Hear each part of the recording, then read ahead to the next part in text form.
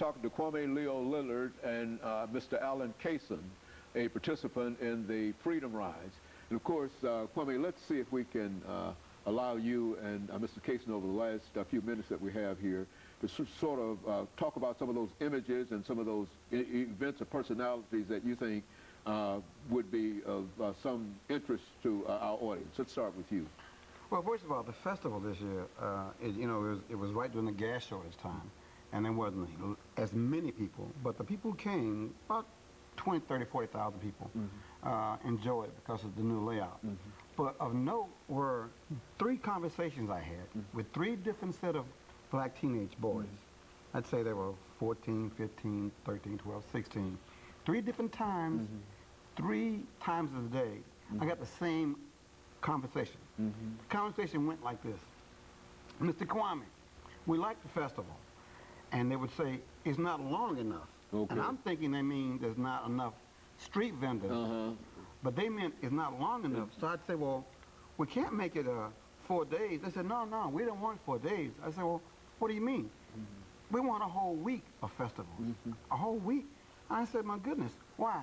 They raised their shirts up. So you see where our belt is now? Well, our belt is where it's supposed to be. Okay. Except when we leave here, we can't leave it here. Okay. Because we got to pretend like we're thugs. But out here, we can be strong black men. I want to cry, Mr. Brahimi. It's like our boys feel they got to be some hardened criminals when they leave. But the only time they can feel like a black man and a black respectable man is at the festival. That means we got a society that almost demands that they be criminals. And the only time they can be people is when they come to our festival. Now that's what 3 different set of kids told me. And it hurts you to realize that that's the kind of environment that our kids feel they got to fit in. They got these images they got to portray. Okay. You know, and that's an indictment on us. We've allowed the media, and we've allowed Hollywood and music to say, this is who defines a black man. You know, if he ain't tough, thuggish, and got gold in his mouth and a gun in his hand, he's not a man. Okay. And that's what the movement did not do. We didn't transfer the division of the movement. And now you got Barack coming. Hopefully that will restore what a black man is. Okay? And that's the beauty of the whole thing. Okay. And you know, you look at the movement and the Freedom Ride movement, and you say, well, what happened between 61 and 91? Those 30 years, how did we go from we shall overcome the drive-by shooting? Okay. You know, what was the gap? What was the disconnect? You know, so the festival needs to always push that envelope, saying what should we do as a community to heal, and that's why we picked the theme, heal the hate in 2008. Okay. We had supposed to bring flip-flops, not for the kids in the U.S., but for Haitian kids from the hurricane. Okay. And in Jamaica, the Haitian kids get scurvy in their feet. Okay. Because they're barefoot, and when they get cuts, the worms go into the skin. Okay. So one lady brought in 100 pair of flip-flops. So sometimes you wonder, maybe we don't ask each other to step up to the plate, to look at the higher goodness in all of us. And maybe we need to concentrate on that more than we have. And the festival, again, showed that people will donate. They will show their altruism and their goodness if you ask them.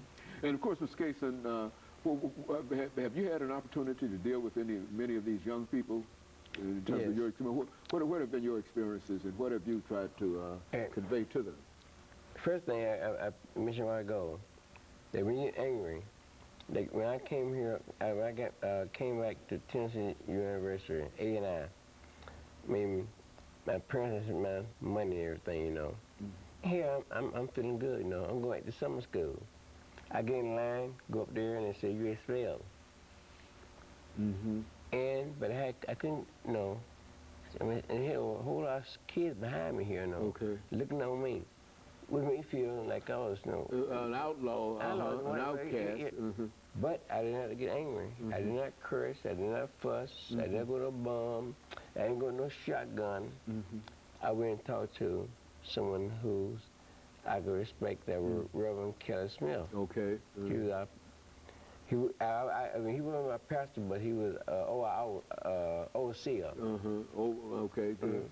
I went and talked to him, and then, you know, he talked to me, and then we because he was like a father to all of the Freedom Riders. And then I said, we need to integrate. Okay, in the meantime, I was in integrating here in Nashville, Tennessee. A lot of people don't know this.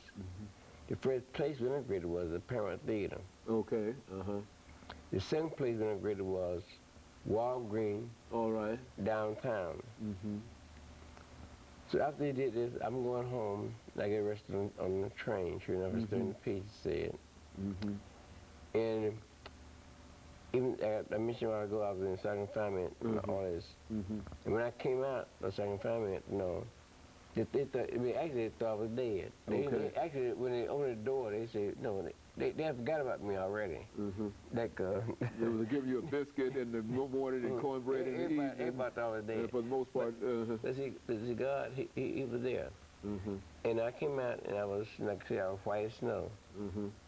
And the white inmates, they thought, everybody thought respect me as a person because I would carry myself. Okay. I wouldn't bow. I walked around, 19-year-old kid. I wasn't 20 yet. All right. But I show myself to people that I love. Okay. And care about them. And I spent 8 months, 6 days in prison.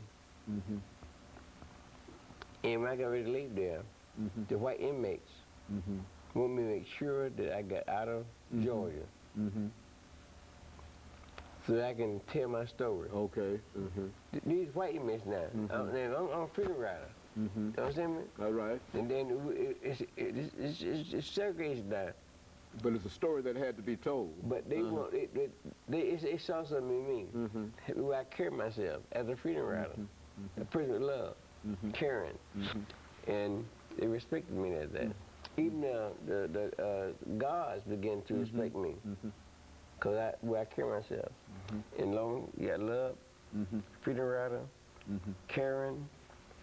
And of course, over the last 2 or 3 minutes we have here, Kwame LLillard, you initiated some kind of fundraising activity that is to commit. Let's talk about that. At the festival in September, we had a beautiful piece of artwork that was drawn by the daughter of 2 of the Freedom Riders. Okay. Joy and Freddie Leonard's daughter, Kamisi Leonard. We commissioned her to do an artwork that would commemorate that particular Freedom Ride. Okay. And we had those on for sale, autographed by the Freedom Riders, that you have those shown. That is our first copyrighted trademark product we have available to the public. They're collectible, that you can put them in a frame and keep them every day, every year. They get more and more valuable. There'll never be another Freedom Ride. There'll never be 14 TSU Freedom Rides. When you buy that poster, you're helping the Freedom Ride movement. You have a piece of wonderful artwork that'll get more and more valuable as time goes on. And it's a story to tell your children and their grandchildren. It's like an heirloom.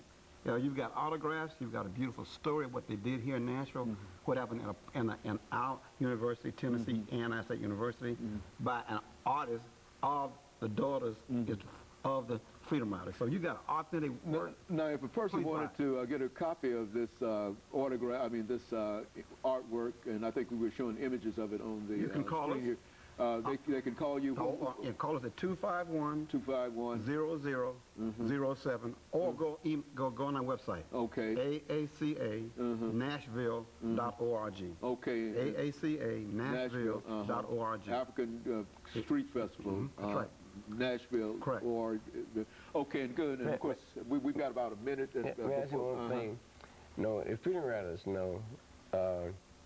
we all came from different areas. All right. I'm from Florida. We are from different areas, all around Tennessee and other states too. But God brought us here together, and we had different lifestyles and everything. All right.